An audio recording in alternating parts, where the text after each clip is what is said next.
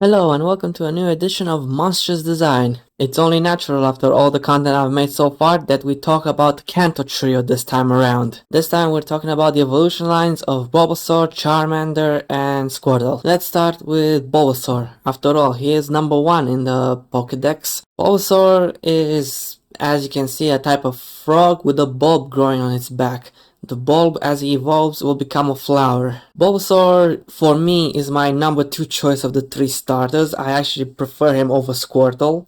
And yes, Charmander is number 1 because I'm a basic bitch. But that's not to say Bulbasaur isn't cool. He's a grass and poison type Pokemon, and his species is the Seed Pokemon.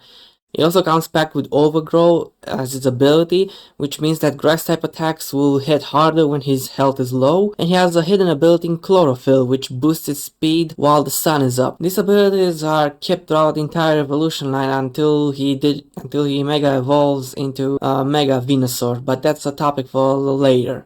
Right now, let's move on to Ivysaur.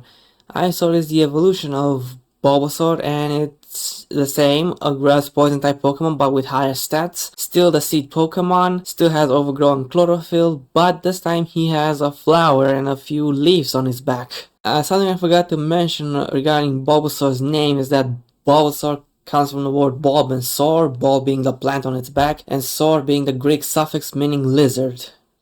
And Ivysaur is the same. Ivy is a plant and Saur the same, Greek suffix meaning lizard. And the final evolution is Venusaur. Venusaur is a grass type and poison type Pokemon as the other pre-evolutions. Still comes with Overgrow and Chlorophyll, but thanks to Generation 6, he has Mega Venusaur, which comes with the ability Tick Fat, which makes this defensive Pokemon even more defensive, considering that Tick Fat ups resistance to fire and ice type moves, which are 2 of its main weaknesses. Venusaur is pretty cool in my opinion. I do like the whole jungle aesthetic with the flower becoming kinda like a tree and the leaves being even bigger. Venusaur is also massive. Yeah, nothing much to say. It's just a pretty cool grass Pokemon that I think is maybe the most popular underrated Pokemon, considering how everybody is on about how they pick Charmander or Squirtle as their starter.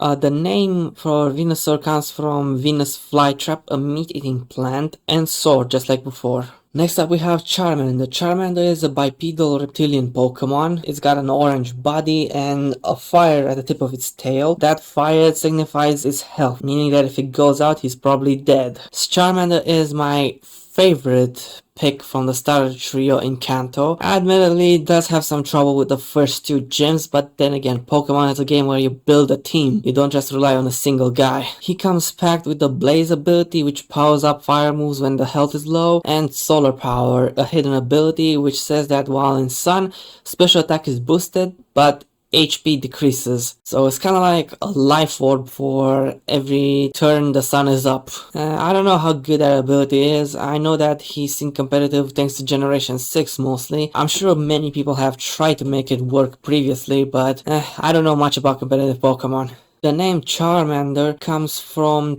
2 words, char, to burn or singe, and salamander, lizard-like amphibian. In Japanese mythology, salamanders have an affinity for fire. They're also known as mythical fire-dwelling creatures. Next up we have Charmeleon, which is probably one of the coolest middle stage evolutions for Pokemon. Middle stage evolutions are kind of awkward usually. I didn't say much about Ivysaur because I thought it looked fine, but Charmeleon definitely looks cool, and you see hints at the final evolution with the horn he has on its back and the more detailed claws. Just like Charmander, it comes with Blaze and Solar Power abilities, and the name is pretty much Char, to burn or singe just like before, and Chameleon of all things, which is a species of lizard. It's kind of weird, but I guess it works at least for the name, because you have to incorporate somehow something to burn, which I like it. I just saying it's a little complicated. And then finally we have Charizard. Charizard is the fan favorite Pokemon, maybe even more so than it should be. He's definitely loved by the company, that's for sure. He's so beloved that he got 2 Mega Evolutions, Mega Charizard X and Mega Charizard Y. Charizard, just like his previous evolution, comes with Blaze and Solar Power as his abilities, but Mega Charizard X gets Tough Claws, which boosts his physical attack, and Mega Charizard Y gets Drought, which sets up the sun, meaning that some teams had a good time with him on around.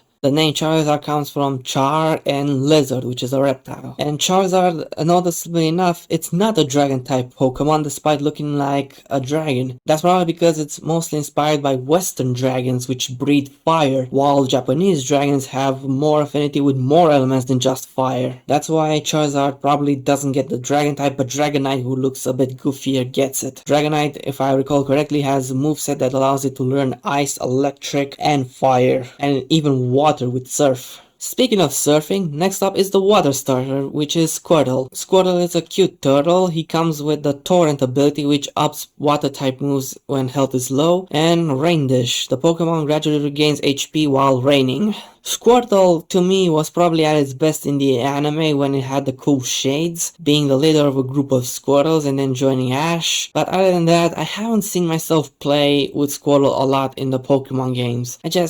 I don't know, I just prefer the other two a little more. But it's definitely a cool Pokemon and I see the appeal. Its name comes from the words squirt, which means to shoot water, get your head out of the gutter, and turtle, a water-based reptile. Next up is Wartortle. Wartortle is definitely unique as a middle stage evolution because it has tail and I think ears that look like water in Japanese paintings, which is pretty cool. Just like Squirtle, he comes with a Torrent ability and a Rain Dish ability, and its name comes from War, which is an epic battle to say the least. Tortoise, large reptile with a protective shell, and that's about it for a name. Wartortle is definitely among the cooler looking middle stage evolutions, but the Japanese painting motif for its tail and ears kind of disappears because the next evolution is gonna be backed up by the American military with Blastoise.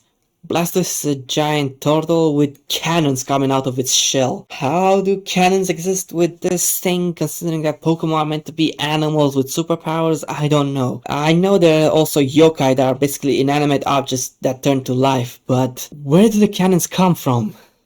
How do they work? I'm confused.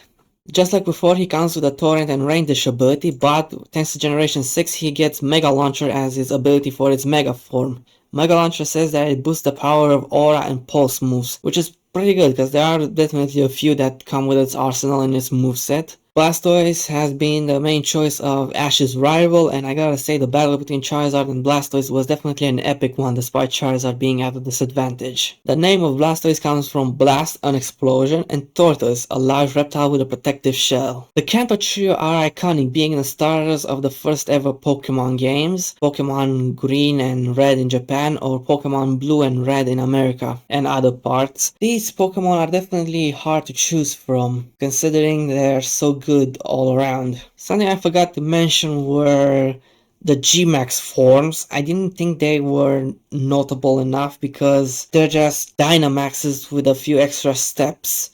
They definitely look cool, but I don't know, Dynamaxing wasn't something I appreciated. I didn't have access to those games. I didn't have access to any games, but I definitely seen gameplay of each, and I don't know, I just wasn't impressed. And that was a video. In case you haven't noticed, this was an April Fool's joke because I've done so much Digimon content. But in all honesty, Monstrous Design wasn't meant to be just for Digimon. It was meant for Pokemon and Monster Hunter and other franchises that may have monsters in them. And I'm hoping that this could be a gateway to do more content on more monsters. And I hope you guys will enjoy it. If you did, you know what to do. Comment, like, and subscribe, and let me know which monster you would like to see next. Until next time, chill out.